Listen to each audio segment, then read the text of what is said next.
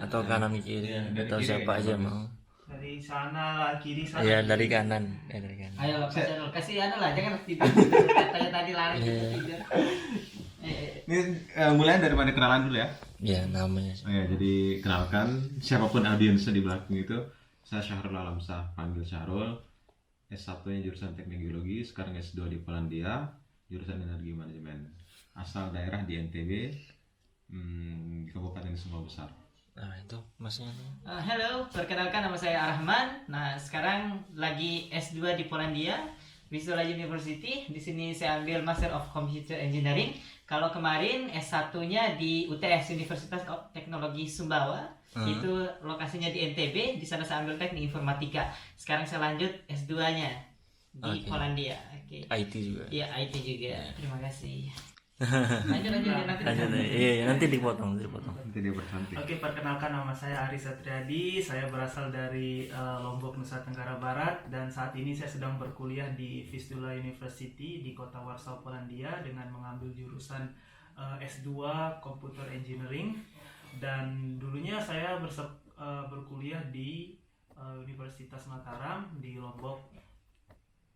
Yeah, okay.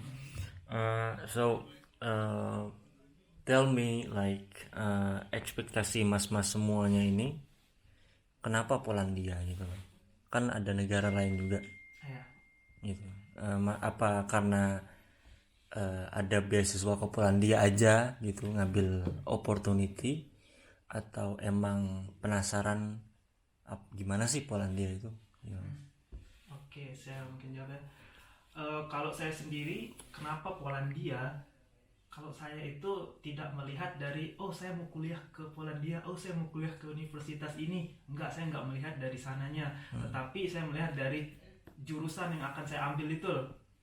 Nah, jadi saya mau ngambil computer engineering loh. Jadinya saya harus mencari beasiswa yang menyediakan computer engineering gitu, yang ada computer engineeringnya gitu. Jadi bukan mau ke universitas ini, mau ke negara, jadi dimanapun itu sebenarnya. Dan memang saya dapatnya di sini rezeki saya. Dan sebelumnya memang saya sudah mendaftar di LPDP tapi nggak lolos, dan juga pernah daftar di AAS tapi nggak lolos, dan akhirnya dapatnya di sini di Polandia. Asik maksudnya. Oke, kenapa memilih Polandia? Ya gini, kemarin kan tahun 2020 kemarin saya coba apply untuk AS, tapi karena corona yang diberangkatkan hanya 80 orang yang diloloskan dari 6.000 pendaftar. Nah, oleh sebab itu saya mau coba lagi tahun ini, tapi belum bisa berangkat juga. Saya coba tanya dengan teman yang orang asli di sana, Melbourne, orang Australia, bahkan belum bisa pergi tahun 2021 untuk keluar negeri, bahkan ke Indonesia. Nah, jadi frustasi juga kalau saya tahun ini tahun ini apply, tentu tahun 2023 atau 2024 saya akan berangkat. Nah, alhamdulillah dari Allah, takdir alhamdulillah mempertemukan saya dengan beasiswa NTB ini, dan saya cari-cari ternyata di Polandia ini di Vistula University ada jurusan yang sesuai dengan saya, yang linear. Nah, ya udah apply dan alhamdulillah berhasil. Ya, ekspektasinya memang gimana ya? Kayaknya beda deh dengan Indonesia gitu kan. Nah, budayanya dan sebagainya akhirnya nyampe ya memang beda, karena beberapa daerah di Indonesia saya kunjungi sama aja seperti daerah saya di Sumbawa, rumahnya masih atap dan sebagainya. Nah, nyampe sini oke, ada hal yang berbeda. Nah, kemudian ya memang alhamdulillah kebanyakan teman juga di Eropa. Nah, jadi dibandingkan yang di Australia, nah jadi itulah alhamdulillah bisa ketemu nanti insya Allah di Jerman, atau di teman-teman yang di Jerman, di Belanda dan sebagainya. Nah, jadi hal-hal itu yang menyebabkan saya memilih Eropa, Polandia, dan memilih Warsaw serta Vistula University sebagai kampus saya. Terima kasih. Saya juga. Elah. Karena kami datang dengan skema beasiswa yang sama, jadi jawabannya relatif sama lah. Iya, oke. Ada ini nggak mas, kayak suka duka, maksudnya kesulitan gitu pas datang ke Poland gitu, dan sukanya tuh kayak ya apa yang mas senang pas datang ke Polandia? gitu. Maksudnya kalau kesulitan kan mungkin adaptasi sama suhu, makanan, sama waktu juga kan, jet lag dan lain-lain. Kalau sukanya apa gitu, apa dengan orangnya yang open minded lah gini yang di sini, atau landscape-nya, banyak taman, banyak tempat yang bisa dikunjungi, dan di universitas juga makanan halal tersedia dan lain-lain gitu. Ada Mas? Ya, Ya, pasti ada. pasti ada. Silakan Wahyu, Masya Allah. Oke, mengenai suka duka ya. Kalau saya pribadinya, kalau saya lihatnya tergantung, ini sebenarnya tergantung personality orang masing-masing. Iya. Jadi kan kadang ada orang yang bilang sesuatu yang mudah itu mudah bagi dia, belum tentu mudah bagi saya. Jadi sekarang mungkin saya akan coba dengan perspektif saya. Kalau sukanya sih, setelah saya analisa baik-baik, kemudian saya bandingkan dengan sistem pendidikan misalnya atau gaya kehidupan orang-orang di Indonesia dan kita pada umumnya, yang membedakan kita dengan orang di sini itu cuman kehidupan internasionalnya aja. Kalau menurut saya sih, karena dari pendidikannya ya sama-sama aja. Mungkin kalau dibandingkan Indonesia dan Belanda atau dengan Amerika mungkin ada gap lah. Tapi kalau dengan Polandia menurut saya pribadi masih sama lah. Kalau apple to apple perbandingannya masih relatif sama. Transportasi juga masih relatif sama mungkin. Orang-orangnya juga gimana, sifat-sifat orang juga masih sama sih kebanyakan. Jadi bicara tentang sukanya, yaitu sebenarnya kita terbuka pulang lebih besar dengan kehidupan internasional. Kita ketemu dengan orang Ukraina misalnya, orang-orang dari Sentral Asia atau orang-orang dari Eropa misalnya, jadi kan pulang kita lebih besar dibanding kita stay di Indonesia. Tapi kelebihan-kelebihan lain itu menurut saya pribadi relatif sama dengan Indonesia. Kalau kekurangannya ya tentunya banyak, berkaitan dengan makanan misalnya, apalagi kita Muslim kan, jadi untuk temukan makanan-makanan halal itu sedikit lebih sulit dibandingkan di negara lain, yang di Asia Tenggara misalnya. Kemudian makanan, kekurangannya apalagi masjid juga mungkin ya. Masjid apalagi terutama untuk sholat Jumat itu sulit di sini. Kayak misalnya dari tempat saya tinggal sekarang itu jaraknya sekitar 4 kilo lah ke masjid terdekat dari sini. Itu pun kapasitas masjidnya cuma 100 Kecil orang. ya, Yang datang mungkin sekitar 50 orang itu setiap Jumat. Dan untuk 5 waktunya itu hampir minim datang. Nah itu kesulitan kedua yang saya hadapi. Kemudian khusus di internal Polandia, apalagi di ibu kota negaranya, bahasa Inggris itu masih kurang. Jadi orang-orang asli Polandia itu kemampuan bahasa Inggris itu masih minim. Jadi kalau misalnya kita pergi ke tempat-tempat public service begituan, susah kita komunikasi dengan mereka untuk pakai bahasa Inggris. Jadi mengharuskan kita atau menuntut kita bahasanya untuk bisa bahasa Polandia. Itu kesulitan selanjutnya. Apa lagi ya? Orangnya juga mungkin karena kita datang dengan latar belakang yang berbeda, mereka mungkin negara maju atau negara berkembang menuju maju, jadi lebih bisa lebih bisa berkembang dengan diri sendiri lah. Jadi rasa ego dia itu lebih ada. Jadi mereka kayak kalau ketemu di tempat-tempat transportasi misalnya ya dengan kehidupannya sendiri, dengan pekerjaannya sendiri, dan kita di Indonesia. Jadi mungkin kita karena kehidupan kita, mungkin menurut saya kita punya ketergantungan orang lain. Jadi buka peluang diskusi dengan orang lain itu tetap ada dimanapun. Minimal salam, sapa, basa-basi dan sebagainya. Di sini tuh nggak ada sama sekali. Karena orang mungkin merasa dia bisa hidup dengan diri sendiri gitu. Jadi nggak perlu komunikasi dengan orang lain, apalagi orang asing. Nah, itu kesuksesan menurut saya sih. Mungkin kayak gini Mas ya. Kan Mas baru datang kan.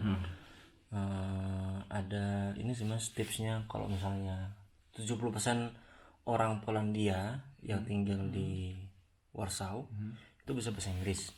Tapi Mas harus cari orang yang muda, kayak orang yang kita gitu. Kalau orang tua gitu mereka kurang. Jadi kalau misalnya mau nyari arah atau gimana, cari ya anak-anak muda kayak kita gitu. Kalau orang tua mereka emang ngelihat kita kayak ini orang dari mana gitu. Kalau orang muda kan lebih kayak milenial gitu kan, orang lebih open minded. Ya. Mas ada Mas tambahan? Tambahannya, saya rasa kayaknya sudah tercakup dari Mas sebelumnya yang menyampaikan bahwa ya memang sukanya itu kampusnya memang pembelajarannya hampir serupa dengan kita di Indonesia. Nah, kemudian yang di bagian dukanya itu ya seperti yang sebelum dijelaskan bahwa masjid ya, tempat ibadah gitu yang memang sedikit, kemudian jaraknya juga lumayan jauh. Bahkan kemarin kita coba untuk jalan itu 4 kilo jalan kaki, dan itu ya lumayan lah. Nah kemudian waktu sholat yang berbeda, yang membuat kita sulit untuk keluar. Waktu siangnya itu sekitar 2 atau 3 jam. Kemudian waktu sholat yang berdekatan, hal-hal itu yang membuat kita jadi duka di negara ini. Ya. Kemudian untuk makan minum, ya pasti tentang kehalalan. Nah, itu yang pertama kita nyampe, kita paling makan makanan kami bawa dari Indonesia. Nah, untuk seminggu 2 minggu. Nah, sisanya kami cari sendiri, kami tanya-tanya. Oh, alhamdulillah ketemu. Dan harganya juga sedikit mahal karena barang impor dari Turki ya. Nah, dibandingkan dengan yang biasanya yang ada di Polandia ini. Jadi, saya rasa itu sih beberapa suka dan duka yang kami rasakan. Ya. Dan semuanya sudah tercakup pada pembahasan sebelumnya oleh saudara kita. Teman-teman? Oke, jadi memang sukanya hidup di Warsaw ini salah satunya sih kalau menurut saya ya, makanan bergizi itu jauh lebih murah dari di Indonesia. Serius, ini kota Warsaw tetapi kayak susu, yogurt, multivitamin dan beberapa buah-buahan yang memang mengandung vitamin banyak vitamin itu kayak disubsidi loh sama pemerintah. Tapi saya nggak tahu ini real kenyataannya seperti apa. Itu yang pertama. Makanya kita nggak heran di sini melihat banyak orang tua jalan-jalan di bawah salju, di bawah panas pun lifetime mereka itu tinggi-tinggi gitu. loh. Iya, umur 90 tahun mereka belanja sendiri. Ya karena mereka sehat itu karena dia terbiasa jalan di luar. Itu memang harus kita contoh kehidupan. Polusi juga jarang. Polusi juga jarang. Ya, dan kemudian di sini ini yang enaknya itu akses kemana aja, kayak transportasi. Kita mau ke tempat yang jauh pun bisa kita capai dengan waktu yang sangat singkat dengan menggunakan metro, kemudian dengan menggunakan bus yang kita nunggunya itu nggak bakal lama gitu. Dan memang transportasinya juga di sini trafficnya itu nggak bakalan bustling, macet gitu ya. Di sini terhindar banget lah gitu dari macet. Jarang banget kita lihat macet, kecuali memang kalau ada pertandingan sepak bola baru memang benar-benar macet gitu.